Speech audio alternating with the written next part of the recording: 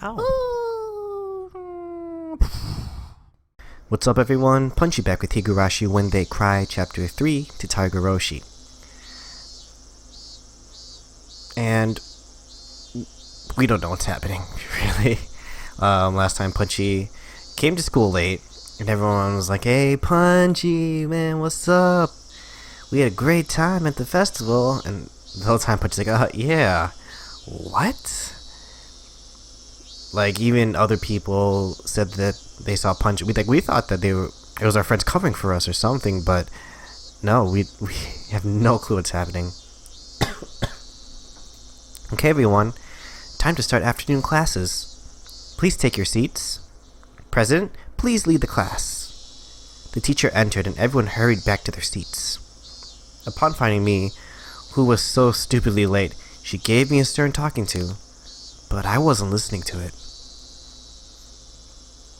Wasn't our own life supposed to start today? Something wasn't right. It was just strange. I was supposed to go back to my old, fun life after yesterday. I had set foot in an incomparably mysterious world that was completely different from both my old life and my recent one. Yes, this was, without a doubt, a different world than the one I'd been living in until now. There's no way such an absurd thing could be possible. But unless it was true, I couldn't explain anything that just happened. In this classroom, I was surrounded by so many faces I knew, and yet I felt so isolated. The cicadas sounded no different than they had before now, but they seemed somehow false. The air was parched and dry too, making me think, was the air in Hinamizawa always this uncomfortable?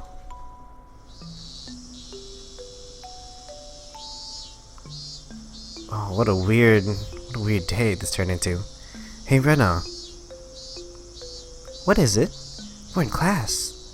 About the festival yesterday. About when would you say I got there? Huh? To be honest, I was pretty excited afterwards, and I gobbled down some cans of beer. I mean, it's kind of embarrassing, but I don't quite remember some things. For random babbling, it wasn't a bad excuse. Punchy-kun, you said you couldn't come at first, didn't you? You called Michan's house about it, right? That matched. I called Mion, and I told her to take Satoko in my place, since I wouldn't be able to meet up with them due to things I had to do. We all decided, while we were setting out for the festival, that we'd invite Satoko-chan. We wanted to bring her out someplace where she couldn't see her uncle for a little while. That was the same too. Mion said that when I called her, that everyone had already decided to invite her. And then we all went, me, Mi-chan, and Rika-chan, to Satoko-chan's house and brought her out. Satoko-chan's uncle seems like a really mean person. That part didn't matter. What I was trying to ask was, when did I meet up with you? How could you forget that? Punchy-kun, I think you shouldn't be drinking until you're an adult. Whatever. When did I meet up with you? Well... At my sudden threatening demand, Rena was at a loss for words.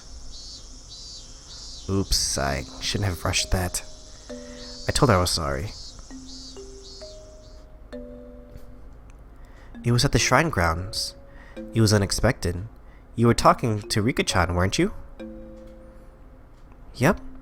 You were having a fun talk with Rika-chan in her shrine maiden outfit. And then Rena came up and said, "How? I'm taking you home." I was talking to Rika-chan. And I asked, "Punchy-chan, didn't you have something to do today?" Then you pounded your chest and said it yourself.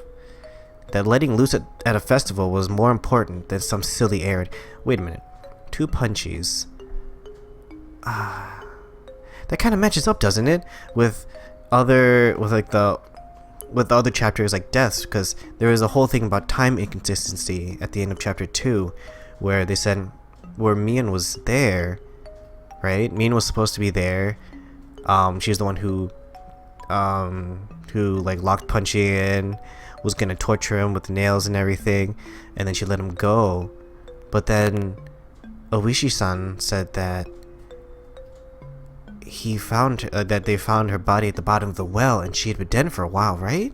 So it didn't make sense.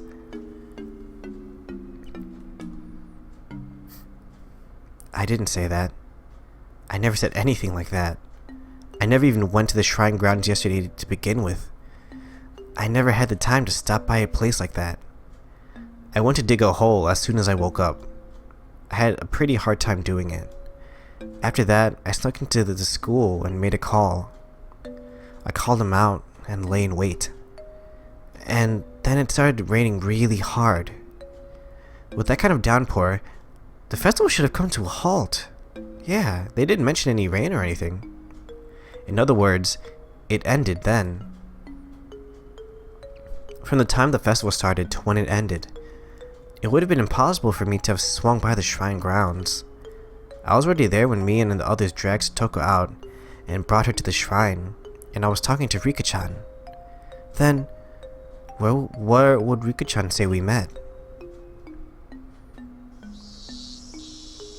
The teacher went out to wash her hands, so I ran over to Rika-chan's desk and asked her directly. With you? Yeah. We were talking to each other before me and the others got there, right? When did we see each other? When and where? I don't know what you're trying to ask. I, drank so much beer I lost some of my memory. I don't remember a thing. It looked like Rika-chan bought into my babbling. We saw each other when the mayor and the others came out of the assembly hall.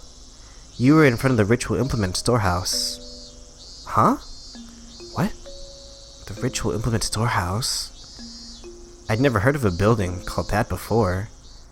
Or maybe I have, but at the very least, I wouldn't know where on the shrine grounds it was. The mayor got real angry at you, since you shouldn't go near holy places without authority, remember? Punchy, did you forget that too? I was too scared to ask anymore. The more I asked, the more it became clear without any doubt that Punchy Maribara was present at the Furude Shrine Grounds during the Watanagashi festival. The clearer that became, the more doubts, no, fears, I had. Who on earth was I yesterday?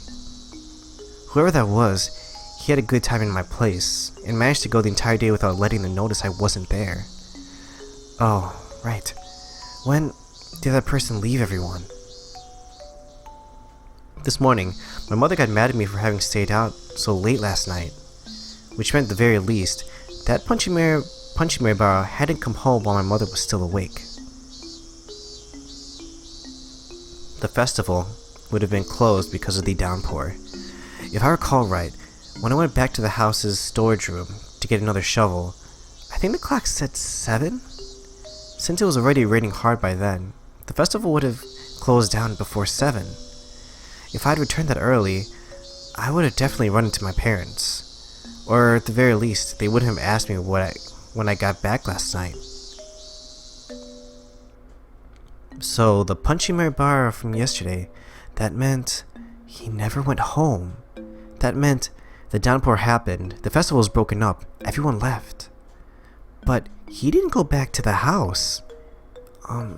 That means when I arrived at the natural conclusion, a wicked chill. Oh man, I don't like how it'll say something like the here's tap, or the caterpillar thing, or the wicked chill, because then the sound goes and I get myself. Suddenly froze my spine and climbed up to my brain. That meant Punchy Maribara was the same as Satoshi. I'm confused. One day, he never went home.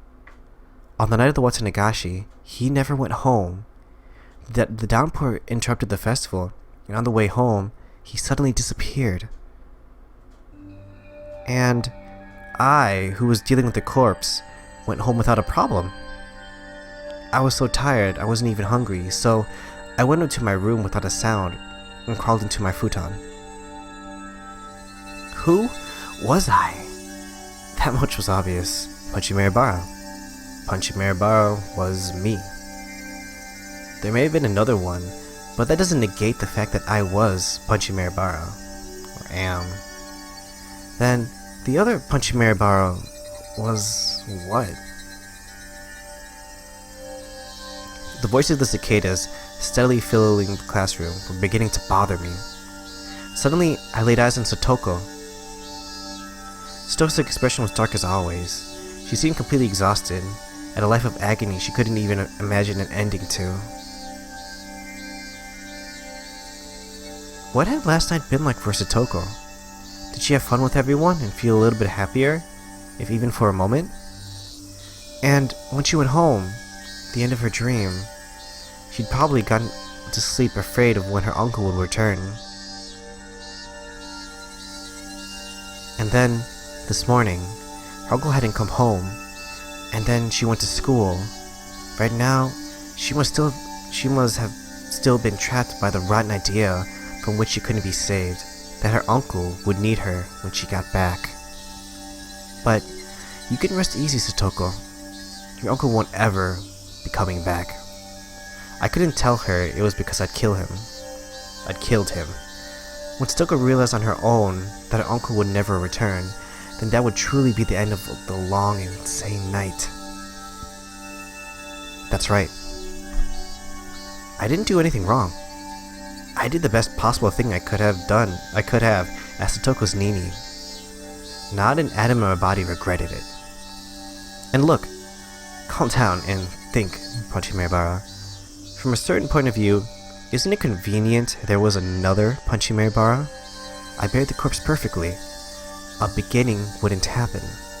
But if worst came to worst and it got out, and the investigation got to me, I now had a strong alibi, able to profess the fact that I had been at the Watanagashi festival. But accepting something so creepy and using it as an alibi... Still, if I proved I hadn't gone to the festival yesterday, it would do no good and a whole lot of harm. That was what left the really actually bad aftertaste.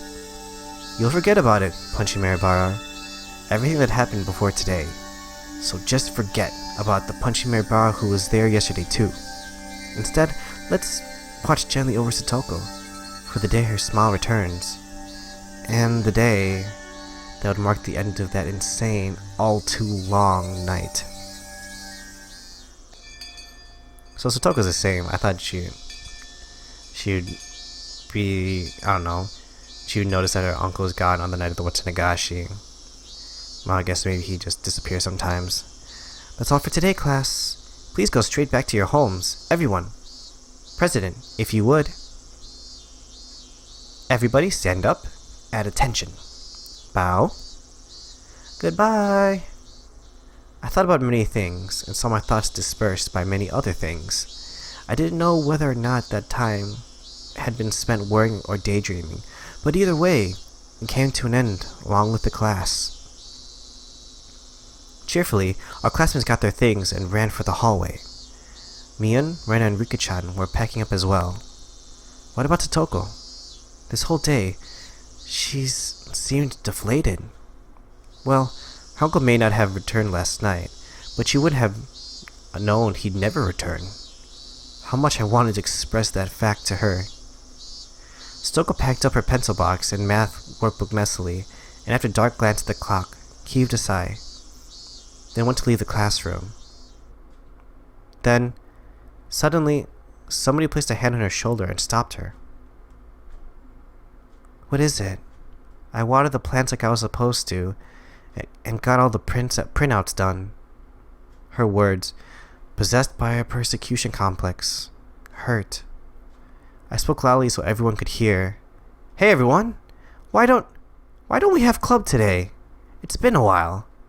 Satoko always had to tend to her uncle, so club had been on hiatus. In our minds, our club was proof of a calm, peaceful life. By enjoying being together, I wanted to make Satoko realize her days of darkness were over.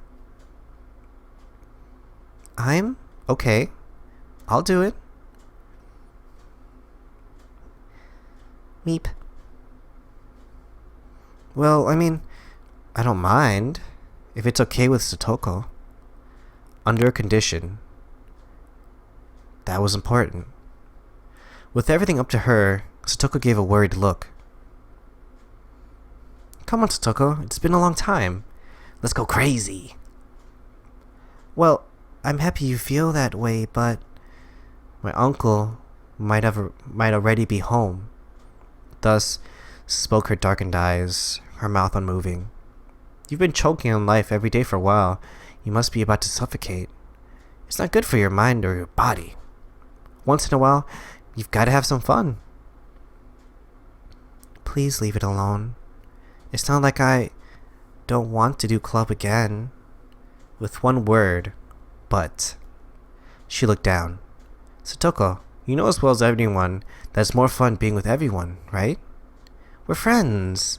That means we can spend time with each other. You have a great time at the festival yesterday with everyone, didn't you?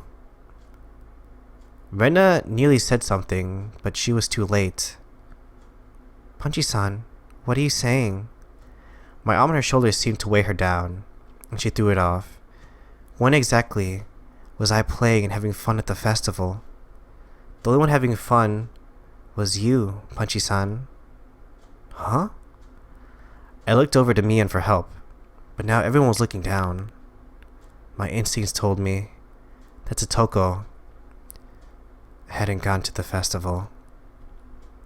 But Rena said it herself, that she went with Mian and Satoko's house to invite her. Satoko-chan left on the way there. She didn't go to the shrine. Why? I realized the absurdity of what I'd said with Satoko in front of me. She said her uncle was waiting at home, and she said she couldn't have fun by herself. When we went in front of the shrine, we tried to stop her too. We told her her uncle said it was okay, and that he wouldn't get mad if she had a good time. At some point, tears began welling up in Satoko's eyes. Satoko was so afraid of her uncle that she couldn't even allow herself time with her friends, and went home. No, she was even afraid of letting herself have a good time with her friends. Punchy-san, you must have it nice, having a blast at the festival all night. They told me you went all out, didn't you? I'm very envious. Smiling to herself, her tears began to fall. Oh, I must provide for my uncle. It's completely different from you, with how you let your parents do everything. Satoko.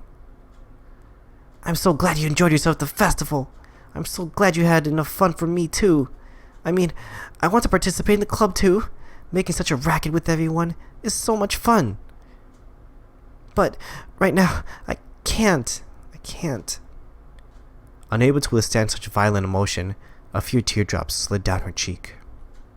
But even though she was having such a terrible time, not once did she ever say that it was hard for her. It was a sad, obstinate bravery. But the days when Satoko had to feel like that were over. Satoko didn't need to endure it, to bear it anymore. She could forget all about it now and smile. I was so frustrated at not being able to tell her that directly. Instead, I said something that I'm not sure I should have said before I thought twice about it. He didn't come home, did he? The words were deeply meaningful to me, but I didn't know if Satoko understood them. Didn't come home? Who? He didn't come home last night, did he? Your uncle? What are you talking about, Punchy-san? Satoko shouted with all her might. When has he not been there? When? Calm down. I mean, he didn't come home yesterday, did he? I don't understand what you're trying to say, Punchy-san.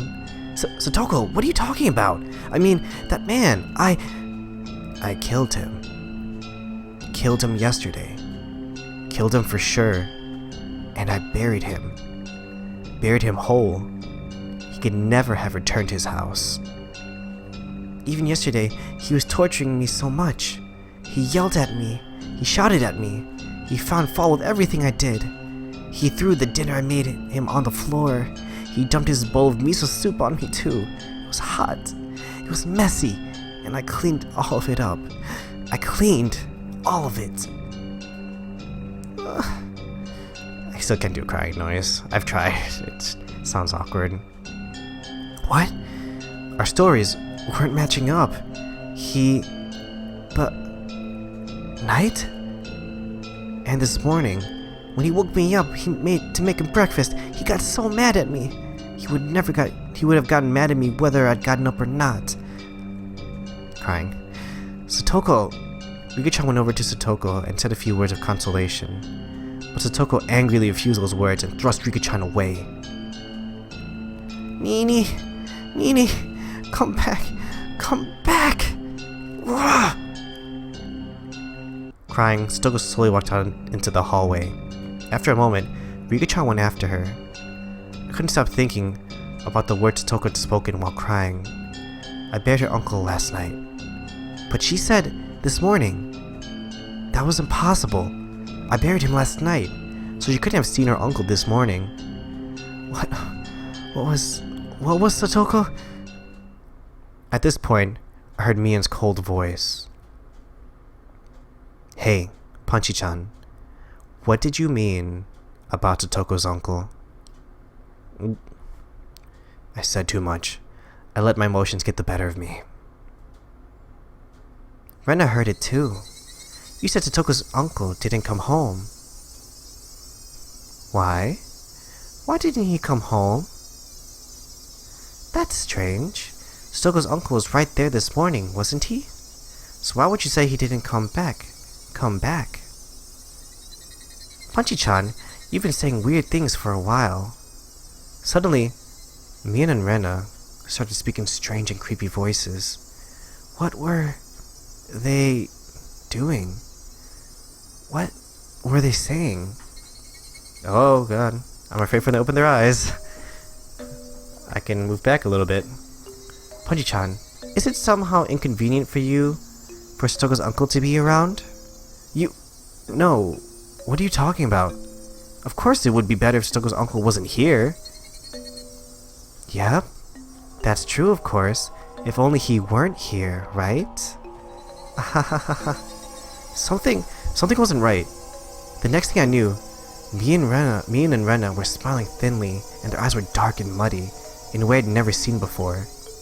As our eyes met, the mud even seemed to fill up the air up. Satoko's uncle is an awful person, no doubt. I think we'd all be better off without him, or with him gone, just as much as you do. But he's here. There's nothing we can do, right? Nothing we can do? Something is wrong. Something's clearly wrong here. What the hell was happening? After a moment, a chilly, liquid-like feeling, as though my blood had been mixed with sherbet, crawled up my spine. No choice. I mean, of course there isn't, but then Satoko will never... If there's no choice, what would you do? Rena was trying to prompt me to say more. There was really no choice, so I killed him. I killed him to protect Satoko. That's... Leave him alone. I think things will resolve themselves soon enough. Satoko-chan said her uncle was here, so he's here. He was here yesterday, and he's here today. She said so it's fine, right? Right? Me and Rena were speaking unbelievably dismissively. How could they be talking like that? Me and Rena, they were my friends, and were seriously worried about Satoko's abuse, weren't they? They would never blurt out something like this. And I definitely killed Satoko's uncle. No matter what Satoko or anyone else says, I wouldn't acknowledge it because him being alive was impossible. There was no way he was alive. It was impossible. And yet, since Satoko herself said he was here, then he was alive. I didn't know why or how, but suddenly, Min and Rena were at my sides, standing there silently. Let's go home, Punchy-chan. After we leave, Rena wants to go treasure hunting for the first time in a while. B-chan is coming too. Punchy-chan, you should come along. Of course, you're not allowed to refuse. In other words, if words could freeze blood, there was no doubt that they would have frozen me solid. I could hear it, a layer of thin ice, the sound of all my muscles tensing. And with them closely at my sides, we left the school as if they were police officers taking me away. What is happening? I don't understand. What? Oh God.